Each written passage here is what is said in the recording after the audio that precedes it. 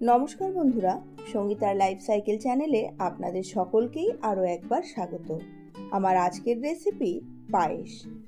জন্মদিন হোক বা পুজোর ভোগ, পায়েস প্রত্যেকটি শুভ অনুষ্ঠানেই আমরা তৈরি করে থাকি। পায়েস প্রত্যেকেই নিজের নিজের মতন করে বানায়, কিন্তু একদম পারফেক্ট পায়েস তৈরি করার জন্য দুধ ও চালের রেশিওটা ভীষণ ইম্পর্টেন্ট। কিভাবে পায়েসটা রান্না করলে একদম পারফেক্ট হবে সেটা অবশ্যই আজকে আপনাদের সঙ্গে শেয়ার করব। আশা করছি রেসিপিটি আপনাদের ভীষণ পছন্দ হবে। রেসিপিটি পছন্দ হলে অবশ্যই লাইক করুন, ফ্যামিলি মেম্বার্স ও বন্ধুবান্ধবদের সঙ্গে অনেক অনেক অনেক শেয়ার করে নিন। আর আপনারা আমার চ্যানেলে নতুন হলে চ্যানেলটিকে সাবস্ক্রাইব করে আমার পাশে থাকুন। ভিডিওটিকে সম্পূর্ণ দেখার অনুরোধ জানিয়ে আজকের রেসিপি শুরু করছি। প্রথমেই পায়েসটা বানানোর জন্য এখানে কি কি উপকরণ নিয়েছি সেগুলো দেখে নিই। কাজু, কিশমিশ, দুটো তেজপাতা, দুটো গোটা ছোট এলাচ আর এক বাটি গুঁড়ো দুধ নিয়েছি। 1 লিটার ফুল ফ্যাট মিল্ক নিয়েছি। ভালো পায়েস বানানোর জন্য টোন্ড মিল্ক একদমই ব্যবহার করবেন না। পারফেক্ট পায়েস বানানোর রেশিওটাই হচ্ছে 1 লিটার দুধের জন্য 1 মুঠো চাল। এখানে 1 মুঠো গোবিন্দভোগ চাল বা চিনি আতপ চালকে জলের মধ্যে ভিজিয়ে রেখে দেব 10 মিনিটের জন্য।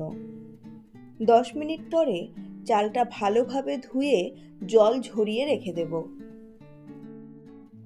কড়াই গরম করে এর মধ্যে প্রথমে 1 চামচ ঘি দেব। ঘি খুব তাড়াতাড়ি জ্বলে যায়, তাই ঘিটা সম্পূর্ণরূপে গলে যাওয়ার আগেই এর মধ্যে কাজু বাদামগুলো দিয়ে দেব। কাজু বাদামগুলোর গায়ে যতক্ষণ না একটু লালচে দাগ হচ্ছে ততক্ষণ এটাকে ভাজতে হবে। এইভাবে কাজু বাদামগুলো ভাজলে এর মধ্যে থেকে একটা খুব সুন্দর গন্ধ বেরিয়ে আসে। কাজু বাদামগুলো যখন লালচে হতে থাকবে তখনই এর মধ্যে কিশমিশগুলোকেও দিয়ে দেব। কিশমিশগুলো ভাজা হয়ে গেলেই দেখবেন একদম গোল গোল ফুলে উঠেছে। তখন কাজু বাদাম আর কিশমিশটাকে তুলে রেখে দেব। কড়াইয়ের মধ্যে যে বাকি ঘিটা থেকে গেল সেই ঘিয়ের মধ্যে এবার তেজপাতা আর ছোট এলাচটাকে একটু ফাটিয়ে দিয়ে দেব। কয়েক সেকেন্ড একটু নাড়াচাড়া করে নেব। এরপরে জল ঝরিয়ে রাখা চিনি আতপ চাল বা গোবিন্দভোগ চালটাকেও এর মধ্যে দিয়ে দেব। ভালো করে চালটাকে ঘিয়ে ভেজে নেব। বন্ধুরা, পায়েস বানানোর সময় পায়েসের চালটাকে যদি এইভাবে একটু ঘিয়ে ভেজে নেওয়া যায় তাহলে কিন্তু পায়েসের টেস্ট অনেক গুণ বেড়ে যায়, আর সেদ্ধ হওয়ার সময় চালটা ভেঙেও যায় না। চালটা যখন ভালোভাবে ভাজা হয়ে যাবে তখন জাল দিয়ে ঘন করে নেওয়া 1 লিটার দুধটাকে এর মধ্যে দিয়ে দেব। অনেকেই দুধ গরম করে বা দুধ ফুটিয়ে ঘন করে তার মধ্যে চাল দেয়। এতে কিন্তু পায়েস বানানোর পরে চালটা অনেকটাই বেশি গলে যেতে পারে কিংবা মোটা হয়ে যায় বা চালের শেপটা ভালো থাকে না। পায়েস বানানোর সময় চালটাকে একটু ভেজে নিলে পায়েসের মধ্যে চালের যে শেপটা থাকে সেটা অসাধারণ হয়।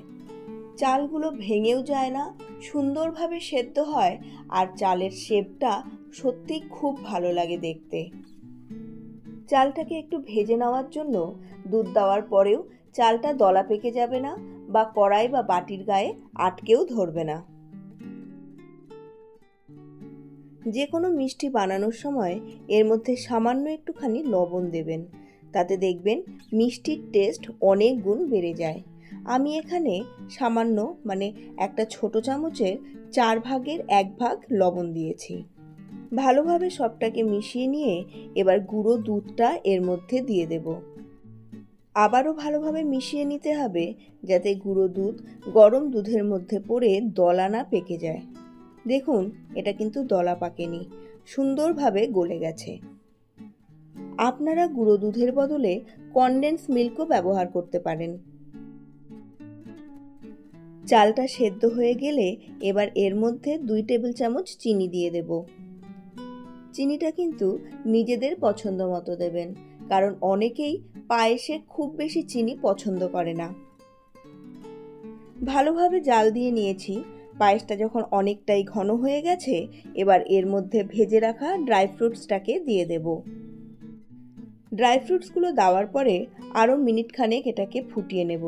দেখুন পায়েসটা কিন্তু একদম তৈরি। এটা যত ঠান্ডা হবে তত ঘন হয়ে যাবে।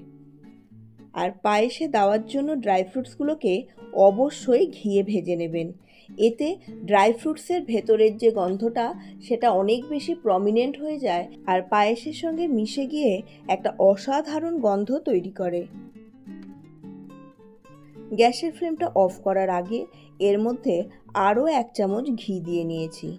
ভালো করে মিশিয়ে নেব এবং গ্যাসের ফ্লেমটা অফ করে এবার ঢেকে রেখে দেব কিছুক্ষণের জন্য। বন্ধুরা, পায়েসটা কিন্তু তৈরি হয়ে গেছে আর দেখতেই পাচ্ছেন এটা কি অসাধারণ হয়েছে দেখতে, কতটা ঘন আর একদম ক্রিমের মতো। আর টেস্ট সেটা বোঝার জন্য অবশ্যই রেসিপিটিকে ট্রাই করে দেখুন। আজকের রেসিপি আপনাদের কেমন লাগলো আমাকে কমেন্ট বক্সে এসে অবশ্যই জানান। ভালো লাগলে লাইক করুন। ফ্যামিলি মেম্বার্স ও বন্ধুবান্ধবদের সঙ্গে রেসিপিটিকে শেয়ারও করে নিতে পারেন। আপনারা যদি আমার চ্যানেলে নতুন হন, চ্যানেলটিকে সাবস্ক্রাইব করে পাশের বেল বাটনের অলে ক্লিক করে দিন, যাতে আমার প্রতিটি নতুন রেসিপির নোটিফিকেশন আপনাদের কাছে পৌঁছে যায় সবার আগে। আপনাদের সঙ্গে দেখা হচ্ছে পরবর্তী আরও একটি নতুন রেসিপি নিয়ে। ততক্ষণের জন্য সুস্থ থাকুন, ভালো থাকুন আর রেসিপিটিকে অবশ্যই বাড়িতে ট্রাই করে দেখুন।